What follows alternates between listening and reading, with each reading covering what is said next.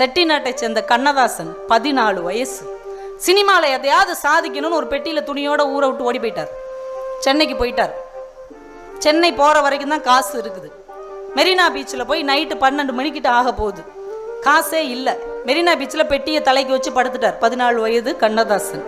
காலையில் யாராவது நம்ம நகரத்தார் மக்கள் இந்த பக்கம் வந்தாங்கன்னா அவங்கள்ட்ட பணம் வாங்கி மண்ணடியில் இருக்கிற நகரத்தார் விடுதிக்கு போயிடலாம், யாரையாவது பிடிச்சி அப்படியே உள்ளே போயிடலாம் அப்படின்ட்டு பெட்டியோட படுத்துருக்கிறார்.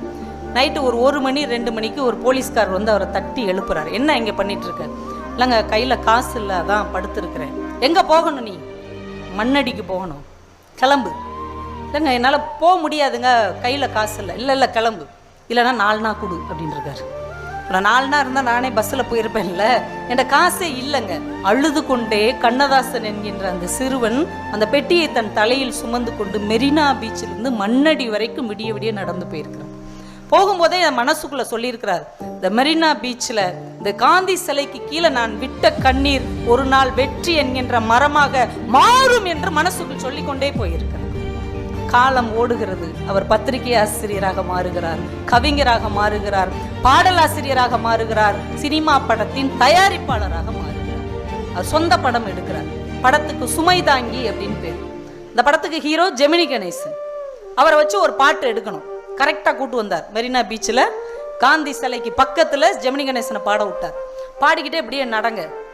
அப்போ அந்த பக்கமும் இந்த பக்கமும் கார்கள் போய்கொண்டும் வந்து கொண்டும் இருக்குது. இந்த காட்சியை எடுத்துட்டு அந்த ஃபிலிமை மட்டும் கொடுறா அப்படின்னு வாங்கிட்டு வந்து வீட்டில் போடுறார். பிள்ளைகளை பூரா முட்டு உட்கார வச்சார். இங்கே பார், உட்கார், கவனிச்சு பார். இந்த இடத்துல தான், இந்த காந்தி சிலைக்கு பக்கத்தில் தான் காலனா காசு இல்லாமல் அவங்க அப்பா மெரினா பீச்சிலிருந்து மண்ணடி வரைக்கும் நடந்தே போனான். ஆனால் இப்போ ஜெமினி கணேசன் பாடும்போது இந்த பக்கமும் அந்த பக்கமும் 7 கார் போச்சு இல்லையா? இந்த 7 காரும் என்னுடைய சொந்த கார் என்று சொன்னார்.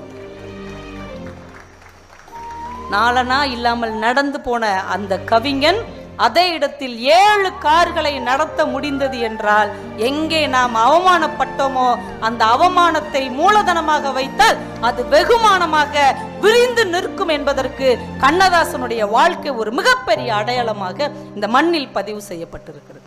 எந்த இடத்துல அவமானப்பட்டு கண்ணீர் சிந்தி நொந்து போய் நின்னோமோ அந்த இடத்துல நிமிர்ந்து தலை நிமிர்ந்து நான் ஜெயிச்சிட்டேன்னு சொன்னீங்க வைங்க, அப்போதான் உங்க கனவு ஜெயிச்சிருச்சுன்னு. எந்த இடத்துல அழுதீங்களோ அந்த இடத்துல சிரிக்கணும், எந்த இடத்துல விழுந்தீங்களோ அந்த இடத்துல எந்திரிச்சு நிக்கணும். அதுதான் மெய்ப்படுகிற கனவு.